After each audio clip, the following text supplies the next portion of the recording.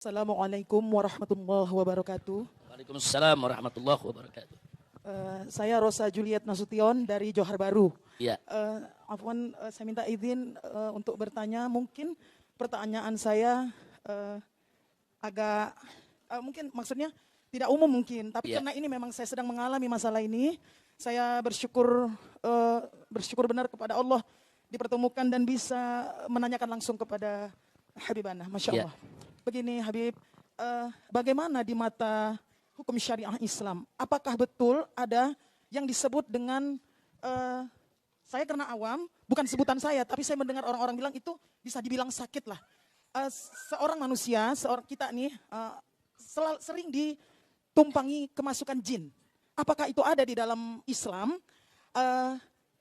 Ya, kalau bahasa awam kita tuh kesurupan ya. Tapi ini sering-sering jadi orang yang melihat menyebutnya itu sakit gitu. Terus saya ini dialami anak kandung saya nomor 1 sudah hampir 3 tahun ini. Pertama-tama sekali tahun 2020 itu saya bacakan Al-Baqarah secara langsung syariah ruqyah mandiri lah ya. Saya bacakan Quran, anak saya pun ikut saya bacakan Quran. Pokoknya menjaga wudhu segala macam, tapi sampai detik ini belum betul-betul hilang gitu. Saya hanya untuk memastikan itu betulkah di dalam Islam ada yang disebut penyakit seperti itu. Terus apakah boleh meminta bahasa awam lagi karena saya tidak mengerti secara hukumnya.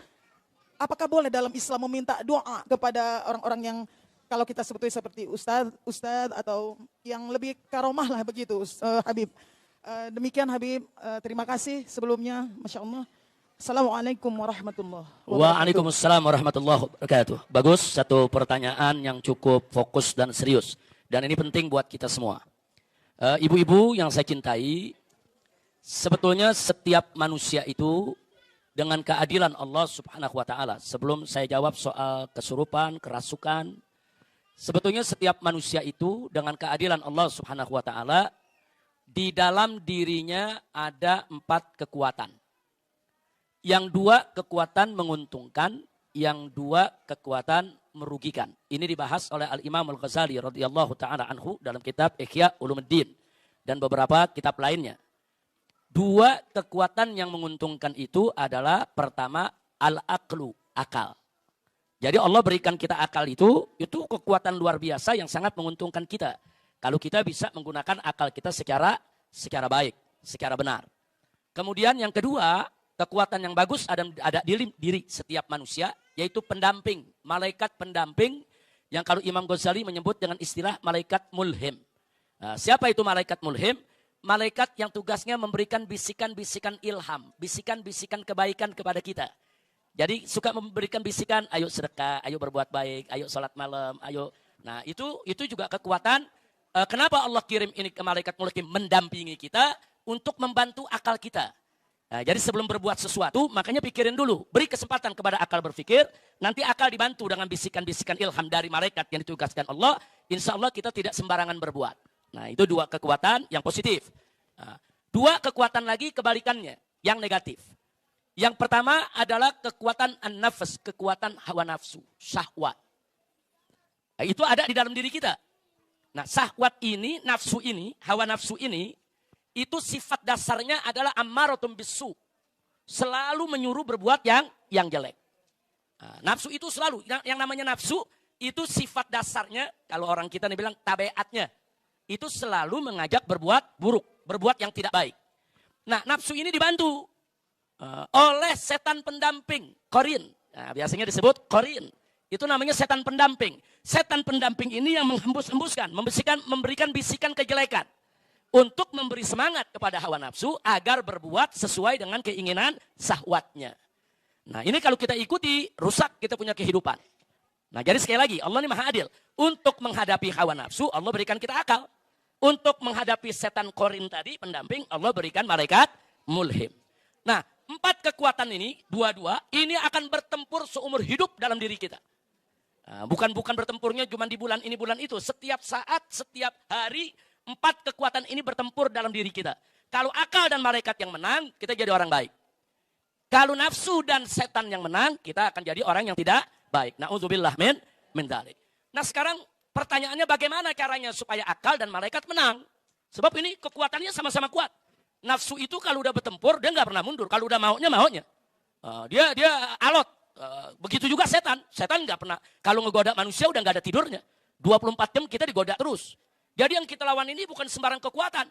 Jadi kekuatan yang begitu dahsyat. Jadi kalau cuma ngandelin akal sama kekuatan malaikat saja, dia khawatirkan kita nggak bisa menang. Ini pertarungan. Nah, bagaimana supaya akal kita bisa memenangkan pertempuran? Nah, maka untuk memenangkan pertempuran diantaranya, satu, kita bekali kita punya akal dengan amal soleh. Dengan amal soleh. Kalau kita melakukan amal soleh, kita sholat, kita puasa, kita zakat, kita melakukan amal soleh. Itu merupakan amunisi, gizi. Nah, supaya akal kita semakin kuat. Yang kedua, kita bekali akal kita dengan ilmu. Akal tanpa ilmu nanti bisa berpikir liar. Makanya ibu jangan kaget, kadang-kadang ada orang gelarnya sederet. Profesor, doktor, LC, MA, MPD, dan lain sebagainya. Tapi bodohnya nggak kira-kira. Artinya bodohnya nggak kira-kira, kadang-kadang gelarnya sederet, tapi dia hina Islam, dia hina syariat, dia hina Nabi. Padahal gelarnya sederet. Padahal dia kalau bicara akal, dia orang pintar, bukan orang bodoh. Saudara, dia orang pintar, tapi dia bukan orang bodoh. Ya, dia ada ilmu, tapi ilmunya nggak manfaat. Nah, kenapa? Karena nggak didukung dengan amal soleh. Jadi nggak cukup ilmu dan akal saja. Ilmu, akal, harus ada iman dan amal soleh. Nah, kalau kita ada iman, ada amal soleh, ada ilmu, insya Allah akal kita akan kuat. Akal kita akan bertempur habis-habisan untuk menundukkan hawa nafsu nggak bisa dibunuh. Hawa nafsu nggak bisa dibunuh. Hawa nafsu itu harus ditaklukkan, dikendalikan. Nah, kalau hawa nafsu itu sudah takluk, itu disebut an-nafsul mutmainnah. Nafsu yang tenang. Nah, kalau nafsu belum ditundukkan namanya amaratum bisu. An-nafsu amaratum bisu. Tapi kalau dia sudah takluk, namanya an-nafsul mutmainnah. Nah, kalau dia sudah tenang, dan pada akhirnya dia betul-betul tunduk, hanya ingin ibadah, sampai nafsunya hanya ingin ibadah saja. Jadi bukan sekedar takluk, tapi sudah ngikuti. Yaitu ilmu, iman, dan akal. Maka nafsu tadi menjadi nafsu radiyatam mardiyah. Jadi nafsu itu macam-macam. Ada amaratum bisu, ada nafsu yang mutmainnah, ada nafsu yang radiyah, ada nafsu yang mardiyah. Kira-kira jelas gak Ibu? Nah, tadi dikupas oleh saya punya putri, yaitu Syarifah Mumtaz Syihab. Beliau tadi mengatakan kepada kita tentang zikir. Tadi kan ada bicara soal zikir. Nah, dan beliau tadi, saya punya putri ini, Mumtaz, menyampaikan satu ayat firman Allah yang berbunyi, ala bidzikrillahi tatmainnul qulub. Nah, jadi ingat, bahwa zikir kepada Allah itu bisa menenangkan hati. Jadi zikir kepada Allah itulah sebagai amunisi akal kita dalam bertempur menaklukkan hawa nafsu. Semakin bagus zikir kita, semakin banyak, semakin berkualitas, akal iman kita akan semakin kuat dan hawa nafsu tidak akan pernah bisa untuk menguasainya. Nah, kira-kira jelas ya. Nah, sekarang kita cerita soal kemasukan jin, kesurupan. Jadi jangan kaget. Kalau ada jin itu bisa masuk ke diri kita. Karena dalam diri kita udah ada temennya. Kan udah ada temennya tadi. Setan apa namanya? Setan korin. Saudara, jangan kaget kalau ada jin dari luar mau masuk ke dalam tubuh kita. Kalau setan korinnya kuat menguasai kita. Kalau setan korinnya menguasai kita, dia tinggal buka pintu. Jin yang mana juga masuk dalam diri kita ya kawan. Na'udzubillah min dzalik. Maka itu jangan buat setan korin ini punya pintu. Untuk mengundang jin lain menguasai diri kita. Nah, makanya kalau kita nggak meninggalkan sholat 5 waktu, zikir kita kuat, kita baca rotib, baca hizib, baca wirid, insya Allah tidak akan kesurupan, tidak akan kerasukan, tidak akan kemasukan jin yang lain manapun. Sebab jin akan merasa kepanasan manakala masuk ke dalam tubuh kita, sementara diri kita banyak berzikir, banyak wirid, dan nggak pernah meninggalkan sholat. Kira-kira jelas Ibu ya? Dan Ibu tadi sudah betul, kalau ada keluarga kita yang kelihatannya berbeda, seperti dianggap kemasukan jin atau kesurupan, sudah betul, ruqyah. Yaitu dengan membacakan ayat-ayat suci Al-Quran. Ada ayat-ayatnya, ada bagian dari surat Al-Baqarah, ada bagian dari surat Al-Jin, ada bagian dari surat-surat lain. Dibacakan. Itu cara ibu sudah betul. Hanya saja kalau ibu merasa meruqyah anak ibu tidak berhasil, cari orang yang pandai ruqyah yang bisa berhasil. Nah, biasanya ahli-ahli ruqyah yang kita cari yang akhlaknya bagus. Bukan sekedar dia bisa baca aja, bukan. Maaf, ahli ruqyah kalau nggak bertakwa kepada Allah, nanti bisa juga ngambil kesempatan dalam kesempitan. Nah, itu yang kita mesti waspada. Cari ustadz atau ustadzah yang baik, yang akhlaknya bagus, yang memang dia tahu cara meruqyah, kita utus anak kita untuk diruqyah oleh yang bersangkutan. Boleh. Jadi ilmu ruqyah itu adalah ilmu yang diajarkan oleh Nabi kita Sayyiduna Muhammad sallallahu alaihi wasallam. Nah, sekarang pertanyaannya, bagaimana kalau kita minta doa kepada habaib, kepada kiai, kepada ustadz? Boleh, itu ajaran Nabi. Jangankan kita, Bu ya. Nabi alaihi salatu wassalam suatu ketika Sayyidina Umar Ibnul Khattab radhiyallahu ta'ala anhu pengen menunaikan ibadah umrah. Nah, saat itu Nabi nggak pergi umrah, Sayyidina Umar yang mau umrah. Apa kata Nabi kepada Sayyidina Umar? Nabi mengatakan kepada Sayyidina Umar, la tansani fid du'a ya ukhayya. Jangan kau lupakan aku dalam doamu, wahai Umar. Subhanallah. Wahai saudaraku Umar, jangan kau lupakan aku dalam doamu. Padahal kan Nabi nggak butuh doa dari sahabatnya, Nabi nggak butuh doa dari umatnya. Nabi udah dapat limpahan rahmat luar biasa dari Allah. Tapi kenapa Nabi masih nitip doa? Jangan lupa, ingat-ingat kita dalam doa ente. Nah ini makanya di sini perlu kita tahu bahwa Nabi dalam hal tersebut bukan butuh daripada doa kita, tapi Nabi mendidik dan mengajarkan kita. Kalau ada orang pengen umroh, minta doanya. Kalau ada orang pengen haji, minta doanya. Kalau ada orang-orang yang ingin musafir, doanya gobol, minta doanya. Nah kalau Nabi aja minta doa para sahabat, kenapa kita sombong gak mau minta doa? Jadi minta doa kepada orang lain, ibu, itu ajaran Islam. Siapa bilang kita gak boleh minta doa? Boleh, minta doa kepada ustadzah, minta doa kepada ustadz, minta doa kepada habaib, minta doa kepada kiai, minta doa kepada orang-orang soleh. Tapi jangan lupa, sebetulnya ada doa yang gobol di rumah kita, yang Allah gak bakal tolak, yaitu doa ibu kita. Jangan kita repot nyari-nyari doa ke sono kemari, keliling ke sana kemari. Ibu kita lupakan di samping kita. Padahal kita punya ibu, kita punya ayah yang ada di rumah kita. Doanya untuk anak nggak ada hijab.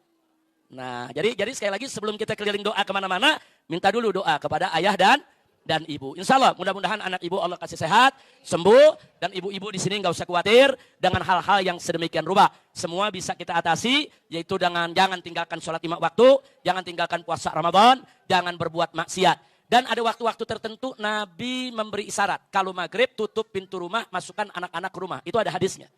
Nah, jadi kata Nabi jangan anak-anak itu dibiarkan berkeliaran di luar. Kenapa? Karena saat itu setan lagi lalu lalang. Jin lagi lalu lalang. Itu ada hadisnya ibu. Nah jadi kalau anak-anak yang suka keluar maghrib main, ya hati-hati aja. Kalau dia kesambet, dia sawan, dia kesurupan, ya pantas saja. Karena nggak melaksanakan ajaran ibu. Pokoknya kalau udah adzan maghrib, masukin itu anak cucu semua ke dalam rumah. Udah jangan ada yang keluar. Tutup pintu rumah, suruh dia sholat maghrib, suruh dia ratiban, suruh baca Quran. Paling nggak sampai isya. Nanti maghrib sampai isya, TV, radio, apa semua matiin. Jangan ada yang berbunyi. Dulu di Jakarta begitu bu. Dulu zaman saya kecil aja nih, kalau udah maghrib di dalam rumah, itu tiap rumah yang kedengeran orang ngaji. Yang baca Quran, yang baca ratib. Kalau sekarang begitu adzan maghrib, tiap rumah yang kedengeran, yang dangdutan, yang rokan, wah udah macam-macam. Nah ini mesti kita rubah. Insya, jadi maghrib tutup, tunjukkan ciri kita sebagai masyarakat Islam. Masyarakat Islam itu bagaimana? Oh maghrib sholat, kunci pintu, masukin anak-anak kecil. Jangan sampai anak kita kena gangguan setan atau jin yang ada di luar rumah ketika itu. Ini Nabi yang ngajarkan, suruh masuk itu anak-anak ke dalam rumah. Nah karena itu ibu jangan dikit-dikit kalau kita ngomong begitu orang tua, wah itu takhayul, wah itu khurafat. Enggak, ada hadisnya. Kalau anak kecil disuruh masukkan setiap maghrib. Kira-kira jelas ibu ya? Mudah-mudahan kita semua, ibu-ibu putra-putrinya semua dijaga oleh Allah. Dijauhkan dari iblis yang terkutuk. Dijauhkan dari gangguan setan, gangguan jin. Dan dijauhkan dari gangguan ain. Ibu, di dalam hadis itu ada yang namanya gangguan ain. Ain itu, penyakit ain itu, makanya kalau ibu punya anak, atau cucu yang lucu, yang bagus, jangan terlalu sering dipertontonkan depan orang. Hati-hati, nanti ada orang punya kekuatan mata yang bagaimana, itu bisa menimbulkan penyakit di anak kita. Nah kemudian, kalau anak-anak kita dipuji orang, anaknya bagus, cucunya pintar, jangan lupa, katakan, Masya Allah. Nah, katakan, Masya Allah. Supaya apa? Masya Allah itu untuk mencegah. Jangan sampai anak kita kena omongan orang. Itu akhlak Islam. Nanti insya Allah, di majelis ini kita tunjukkan bagaimana akhlak-akhlak Islam itu yang seperti tadi, yang orang pikir itu bid'ah khurafat, ternyata ada dalilnya dari Nabi kita Sayyiduna Muhammad sallallahu alaihi wasallam. Jelas Ibu ya? Baik, saya pikir cukup karena sudah mau masuk waktu asar. Sudah masuk